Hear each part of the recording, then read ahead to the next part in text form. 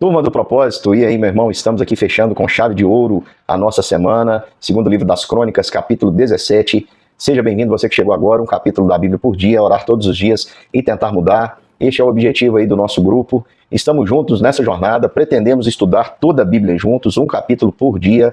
Começamos ano passado, no dia 1º de janeiro de 2024, em Gênesis capítulo 1, e estamos aí já em segundo livro das Crônicas, capítulo 17. Muitos irmãos estão em dia. Somos um grupo no WhatsApp com mais de 800 pessoas. E você, meu irmão, deve convidar pessoas para estarem conosco. Toda vez que você convida alguém para estar ouvindo as mensagens do grupo Propósito, você, meu irmão, está pregando o Evangelho, porque as mensagens aqui são simples explicações do que a Bíblia quer dizer. Então nós vamos aqui para o capítulo 17, nós vamos ver aqui sobre o rei Josafá, e eu quero falar para você sobre o seguinte tema, pensar sobre a coragem para fazer diferença. Às vezes nós achamos que porque as coisas estão boas, está tudo certo. Eu li um livro há pouco tempo, não vou lembrar o nome, mas não era um livro cristão, era um livro que falava sobre administração, e eu vi uma frase muito interessante, um pensamento que me chamou muita atenção. O pensamento eu lembro, não lembro o autor dessa frase, então desde já peço desculpas a ele. Mas o pensamento dizia o seguinte: o bom é inimigo do ótimo. Por exemplo, o rei Asa foi um rei bom, poderia ter sido um excelente rei, mas nós vimos que a asa quebrou, ele deixou de voar porque ele não cuidou da sua caminhada. É interessante que no fim da vida ele tem uma enfermidade ali nos pés, né? E eu fiz uma associação para mostrar que a caminhada dele não foi bem sucedida porque ele deixou de caminhar por fé, deixou de confiar no Senhor e passou a confiar, ora no rei da Síria, ora nos médicos, ora na sua própria força para oprimir o povo. Mas foi um rei bom. Na maior parte do seu tempo, ele fez o que era bom aos olhos do Senhor. Mas lá tem uma menção que diz que ele não removeu dos altos a idolatria. Nós temos aqui Josafá, seu filho, e Josafá vai ser um rei excelente. Por quê? Porque ele vai ter coragem para fazer a diferença. Meu querido irmão, nada é tão bom nesse mundo imperfeito que não possa melhorar. E a gente precisa ter coragem para dar um passo além e melhorar os contextos. O que eu vou dizer para você se aplica a isso. O bom é inimigo do ótimo. Que às vezes você acha assim, a minha vida espiritual está boa, meu relacionamento com Deus está bom, o meu cuidado com a minha família está bom. Mas porque está bom não quer dizer que não possa melhorar, meu querido irmão. Você tem que buscar fazer a diferença cada dia mais e buscar servir ao Senhor, seu Deus, com excelência. Com tudo que você tem, com todo o coração, com toda a alma, com toda a força, com todo o entendimento. Isso significa, meu irmão, essa força, essa intensidade, coração, alma, força e entendimento, significa fazer a diferença. Significa buscar o ótimo. Foi o que Josafá fez. O texto vai dizer que Josafá vai ter um ministério proativo. Isso significa que ele vai tomar a iniciativa para fazer a diferença. Ele não vai esperar que alguém o obrigue a mudar, né? Porque na vida muitas vezes ou a gente toma a decisão de mudar, ou nós somos obrigados a mudar. Quantas vezes você encontra alguma pessoa que mudou algum hábito, igual nós estamos aí tentando, né, com o grupo Propósito, você escolhe um hábito para tentar mudar ao longo aí do ano, um hábito que te prejudique, um hábito que deixe alguém que você ama triste. Não é fácil mudar hábitos, irmãos. Mas nós precisamos lutar contra aquilo que nos prejudica. Nós precisamos lutar contra aquilo que nos é nocivo. E muitas vezes nós deixamos para mudar quando não tem mais jeito, quando nós somos obrigados a mudar. Então nós não mudamos, nós somos mudados. Quantas pessoas você conhece que deixaram o vício porque receberam aquele diagnóstico assim, ou você deixa ou você vai morrer. E aí deixam. E às vezes até contam vantagem. Nossa, eu parei com esse vício porque eu tive opinião. Não, é porque senão você ia morrer. Agora, olha a diferença do rei Josafá. O versículo 1 vai dizer que Josafá, filho de Asa, reinou sobre Judá e se fortaleceu contra Israel. Aí você pergunta assim, mas espera aí, ele não era do povo de Israel? Você tem que ter sempre em mente, irmãos, que nós estamos falando de um período aqui em que já houve a divisão. Então, havia dois reinos. O reino norte era o reino chamado de Israel, que ficou ali debaixo agora dos descendentes de Jeroboão. Apesar que Jeroboão, a sua descendência foi extirpada, e vai haver uma sucessão ali que não tem linhagem alguma determinada por Deus, porque a linhagem profetizada e prometida por Deus era a linhagem da casa de Davi, que vai permanecer ali no reino sul, que é o reino de Judá. Israel estava tentando atacar Judá. E Josafá, ele toma uma iniciativa, diz o texto que ele reinou sobre Judá e se fortaleceu contra Israel. Aqui diz que ele tomou a iniciativa de se fortalecer contra Israel. Ele foi proativo. Ele não esperou que acontecesse um ataque. Ele tomou a iniciativa de se fortalecer contra o inimigo. Ele não só assumiu o trono, mas ele agiu. Então, meu irmão, não adianta a gente ter uma posição, não termos um privilégio, termos os meios e não fazermos uso dele. Por exemplo, de que adianta uma árvore plantada, adubada, regada, com todos os nutrientes necessários, com todo o clima favorável, sol e chuva no tempo certo, mas que não produz fruto. Assim somos nós, irmãos. Às vezes, nós não aproveitamos as oportunidades que nos são dadas. Somos filhos de Deus, temos a palavra de Deus, temos o Espírito Santo em nós, temos talentos dados pelo Senhor, temos as oportunidades, temos liberdade, temos saúde, temos energia, temos inteligência, temos criatividade, temos tudo para poder servir o Cordeiro, mas não tomamos a iniciativa. Quantas vezes nós somos usados por Deus meio que até sem querer? O Senhor nos usa e nós ficamos até constrangidos, porque não esperávamos que Deus fosse nos usar dessa forma e acabamos ali sendo usados sem a nossa intenção. O Senhor nos usa, até às vezes para nos dar aquela experiência de constrangimento, para eu perceber que eu poderia estar fazendo isso ali de bom grado, mas estou fazendo obrigado. Como aquela experiência que Jonas teve, poderia estar pregando ali para Nínive de coração aberto, alegre, mas pregou contrariado. E mesmo pregando contrariado, Deus fez com que aquela cidade inteira se convertesse. Mesmo fazendo o serviço de uma maneira bem torta, vamos dizer assim, de uma maneira bem errada, de uma maneira bem preguiçosa, Deus usou. Deus operou através daquele profeta ali, Fujão, e a cidade se converteu. Então, meu querido irmão, seja proativo, haja. O coração de Josafá foi um coração que agradou ao Senhor. É interessante, irmãos, porque ele vai além. O que Asa não fez, ele decidiu. Ele falou, olha, o que eu posso fazer para que eu possa ser fortalecido ainda mais? Você acha que a força de Jerusalém, a força de Judá, ela viria dos muros? Não. Josafá tinha certeza disso, porque o seu pai passou a vida inteira construindo muralhas. E o seu pai falhou em confiar no Senhor. Ele sabia das profecias. Então ele pensou, o que eu posso fazer para agradar mais o Senhor? Já sei, eu vou fazer o que meu pai não fez. Eu vou remover dos altos os ídolos. E ele foi radical e removeu os ídolos pessoais, os ídolos domésticos, os ídolos que ficavam ali nas colinas, os ídolos que eram adorados, aqueles ídolos de estimação que as pessoas tentam conciliar com Deus e dizem assim, não tem nada a ver não, é só uma adoraçãozinha, é um ídolo da casa, é um ídolo do lar, é alguma coisa que Deus aceita. Não, ele removeu tudo, ele foi radical e Deus o abençoou sobremaneira porque ele foi excelente naquilo que fez. Portanto, irmãos, às vezes tem algo na minha vida e na sua que está sendo cultivado como um ídolo, que a gente acredita que vai poder conviver tranquilamente com o Senhor e a gente tem que colocar de lado. Coisas bobas e que nos fazem muitas vezes pecar. Tudo aquilo que te faz pecar, meu irmão, é um ídolo que você deve tirar do seu coração. Vou falar a verdade para você. Se algum ambiente te leva a pecar, joga fora. Se alguma coisa faz você escandalizar algum irmão seu, pare imediatamente, meu irmão. Pare, em nome de Jesus. Ame mais o Senhor, ame mais obedecer ao Senhor do que satisfazer os seus desejos. Meu irmão, se alguma coisa faz você pecar, pare imediatamente. Se alguma coisa faz você brigar com seu irmão, vou dar um exemplo. Eu gosto muito de futebol, mas já gostei muito mais. Sabe por que hoje eu praticamente nem ligo para futebol?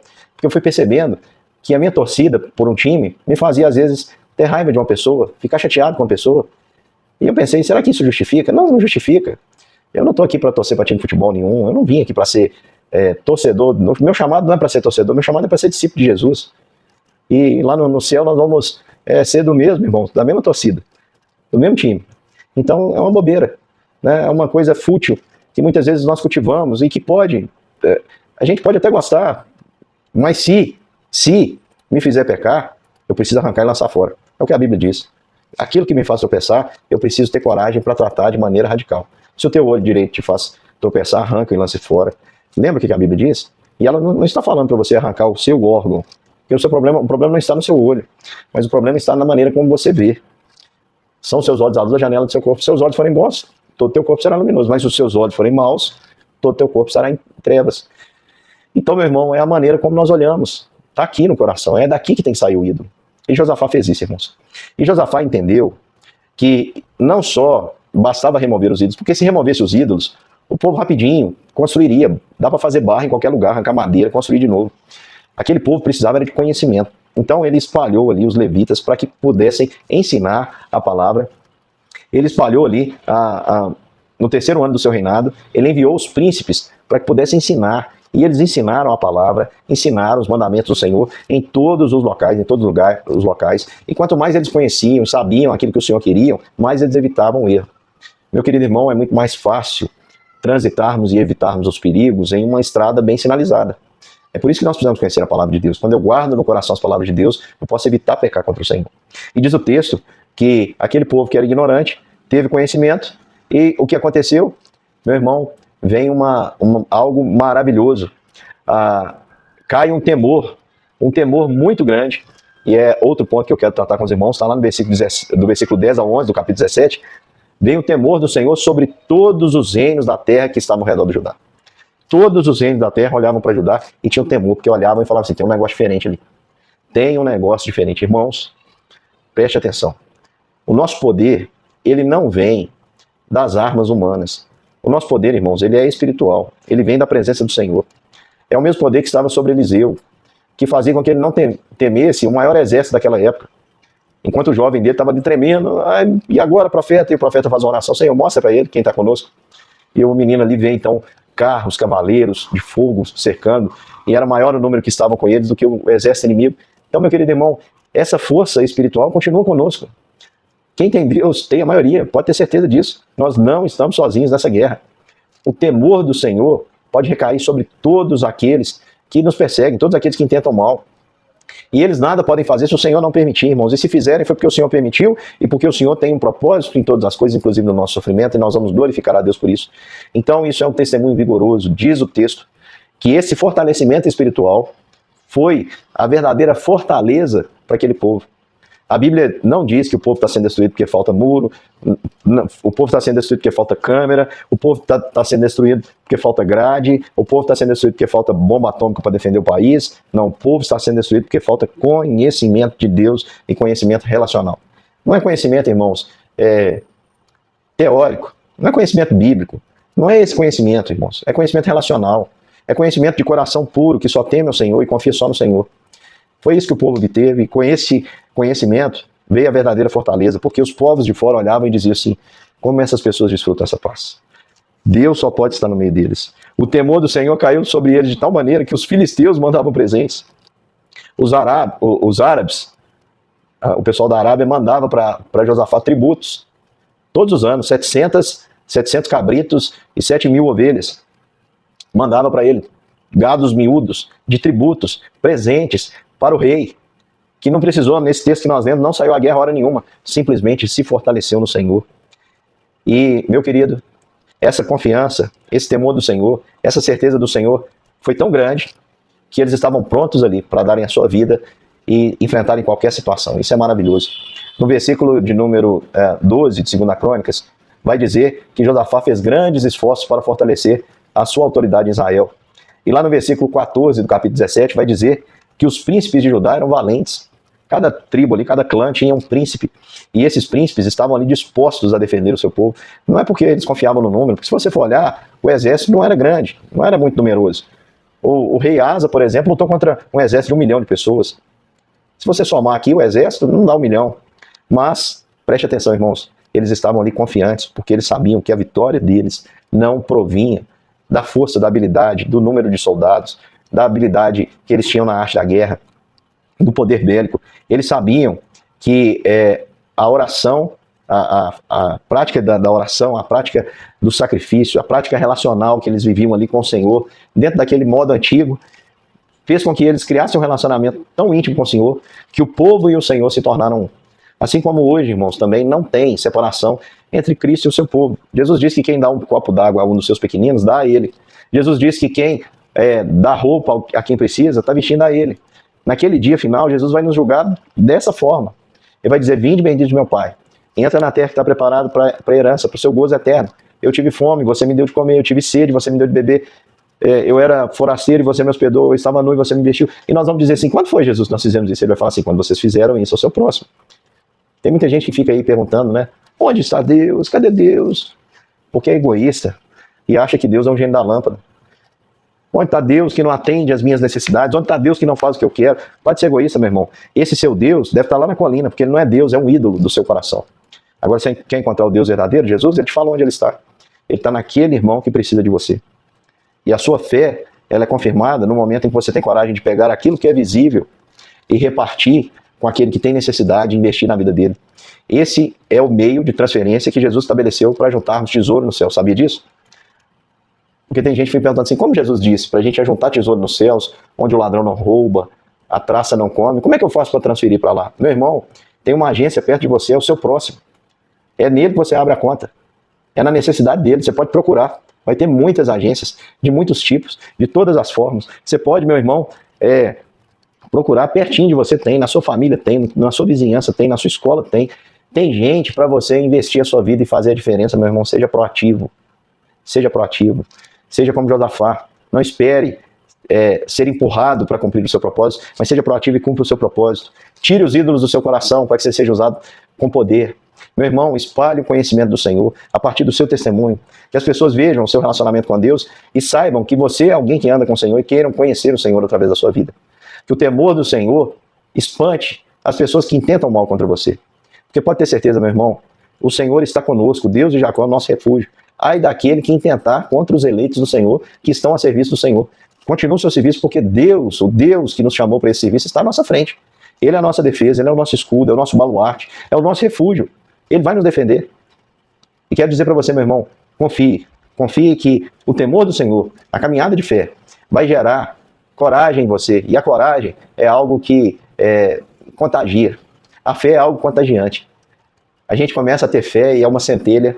Às vezes começa como um pontinho de luz na escuridão e vai brilhando, brilhando, brilhando, brilhando, brilhando, até ser dia. É assim, o Senhor procura, como nós vimos no capítulo anterior, gente cujo coração está totalmente confiado nele. Creia no Deus que faz maravilhas, irmãos. Creia no Deus que pode todas as coisas. Creia no Deus que é verdadeira fortaleza. Creia no Deus que dá verdadeiramente a vitória.